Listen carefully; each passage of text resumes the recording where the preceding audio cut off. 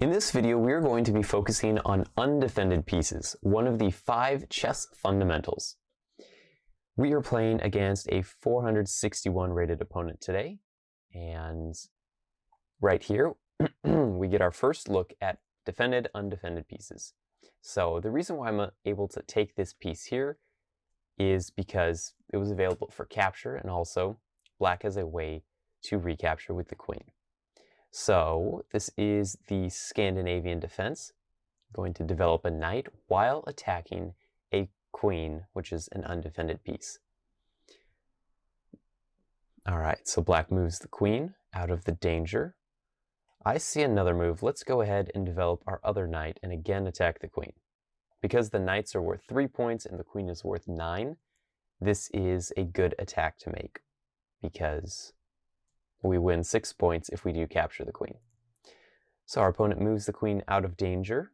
I see another move I can play, continuing to develop my pieces, put a pawn into the center, and attack the queen.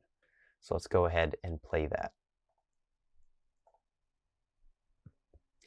So far in this game, black has played a lot of queen moves, and that is a danger in this opening in the Scandinavian, is if you're not too careful, you can end up just getting your queen entirely bothered and harass the entire game.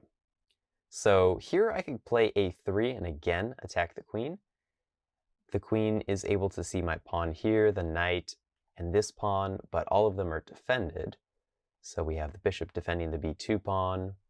So I cannot move my bishop as this pawn would be left undefended. What I'm going to do is I'm just going to develop another piece, prepare to castle. Everything is defended. We have the knight defending the pawn in the center. We have a pawn defending the knight here. We have a bishop defending the pawn here. So everything is fine. Everything is safe. Okay, so they're challenging my pawn in the center. Right now, there are now 2 pieces that are attacking my pawn in the center, and I only have 1 piece defending it. So I could either take, but I think I'm going to just attack the queen here. The reason I'm doing this is because the queen is a very high valued piece. It's worth a lot more than a pawn to me. So by attacking the queen first, I'm forcing my opponent to have to do something with the queen before they worry about this possible capture right here. We have the queen moves to b6. I'm going to, let's see. Okay, so I was looking at a4, knight a4 to attack the queen and the pawn with a knight. However, black can just play queen a5 and check my king. So, still have 2 pieces attacking this. I will, just for simplicity's sake, I'll just take the pawn here. Black will probably recapture, and then I think I'll just castle.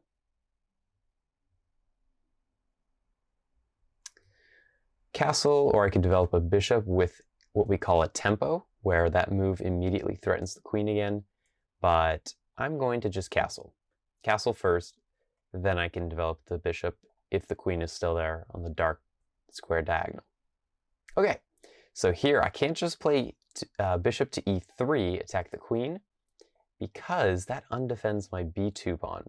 So let's defend it with a rook, and now we are preparing this. Okay, pawn here into the center. So looks like black didn't check to see how many pieces are attacking this pawn. I have a knight attacking the pawn, and there's nobody actually defending it. So I'm just going to take a pawn. A free piece right there. The bishop is developed. That means the queen and the bishop are both attacking the square, but I have a rook and a king that are defending, so everything is safe.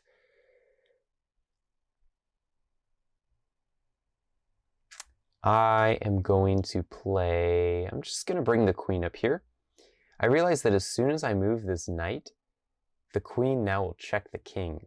So I was preparing to launch a discovered attack. This blocks it, so that's good.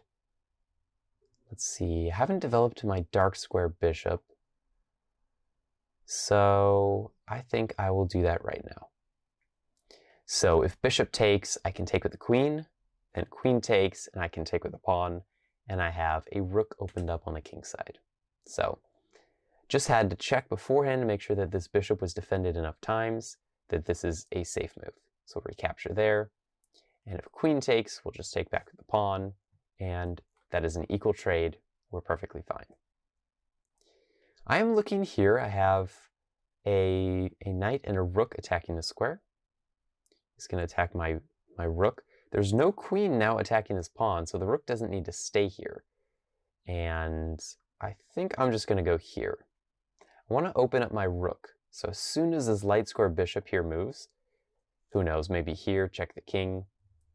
That does open up the rook to then start seeing closer to the king. So bishop defends, king defends. So with just a knight and a rook, there's nothing I can do. So I will find a different move. I see that if I move my bishop here, I can attack this pawn. And there's a rook right behind it. So just moving the pawn is not an available option. So he plays f6. That is attacking my knight. However, what I'm looking at here is I can take the pawn, I can give up the knight, but then I can capture the rook on the next turn. So I'm going to go and do that. I'll be getting 5 points for the rook, 1 for the pawn, and he will be getting just 3 points for my knight here. So this is a good trade for me.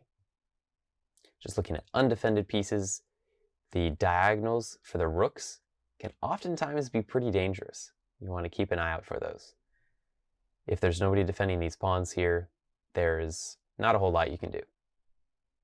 Except defend them, probably. All right. So he is attacking my rook. So just defended piece, undefended. Where can I go? I think I could just go here and attack this piece, which is not defended by anybody. The rooks are currently cutting off the king, which is actually very nice. Okay. All right, so bishop e2. My opponent has made a mistake here. Didn't check one of my pieces.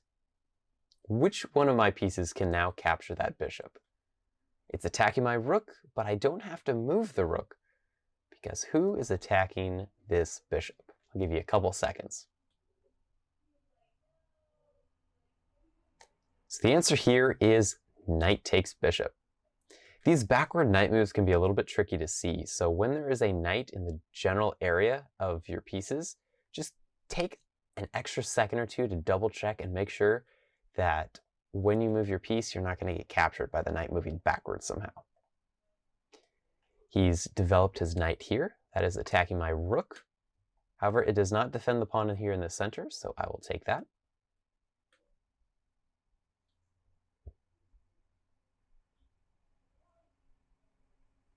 All right, he's attacked my rook again. So I could just drop back. I could attack this pawn. I'm going to attack this pawn here because if I'm going to move my rook, I kind of want it to be doing something instead of just moving it away from danger. So I will go there.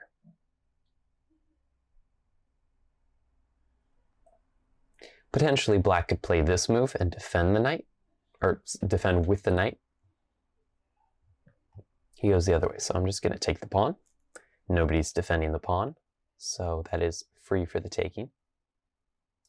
Knight's moved here. Okay, first thing I looked at was to see if my bishop is covering any one of these squares. It just misses, so there's nothing that I can do about that at the moment.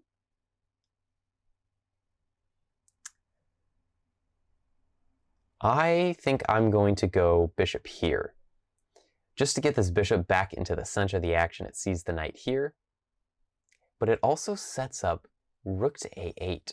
That would check the king. After the king moves, I'd be able to trade off the rooks. Because I'm up material right now, we're up 9 points of material. Trades are a good thing for me. So I'm just going to trade off those pieces. So what is he attacking? He is attacking the b2 pawn, and he is attacking the e3 pawn. I don't believe I can defend both. Let's see what I can do. Okay, so I think what I'm going to do is I'm just going to take the knight first. Check the king, so this forces a response. We have probably pawn takes, I would assume. And then after pawn takes, I now can play rook to a8 check, and after the king moves, I can pick up the rook entirely free.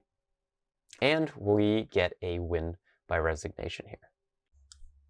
So what did we learn from this game here?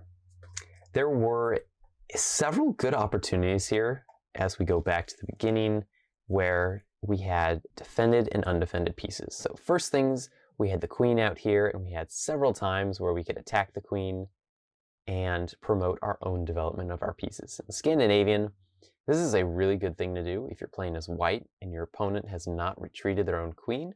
You can just continue to attack that queen as it's pretty easily in danger a lot. And this just helps you develop your pieces out.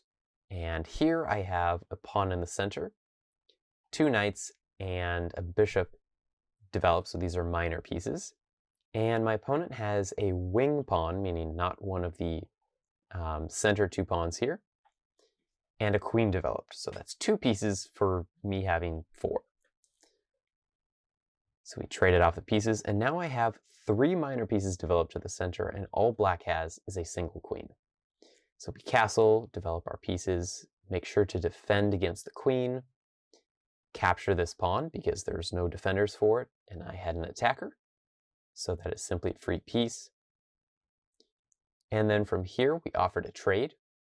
Bishop takes, queen takes, and then pawn takes at the end. Leaves us both trading off our bishops and our queens. So that's an equal trade, nothing to worry about there. We have a couple attacks. So here, the rook was under attack, so we just move it out of the way. Nothing too complicated. And then from here, we see a little tactic where, sure, we surrender our knight. That's 3 points of material. However, what we get is a pawn and then a rook. So that's 6 points of material. Here we have the rook is under attack again. Again, nothing too complicated. We got to move the rook. So instead of just moving the rook to a square that saves the rook, yes, that's a good move. However, something a little bit better is to not only move that piece, but also attack another piece. So create a threat for our opponent to have to deal with on their next move. So bishop move there. This is simply a hanging piece. There's nothing defending the bishop.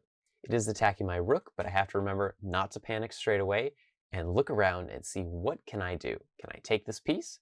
Why or why not? In this case, yes, I could take the piece, and so I did.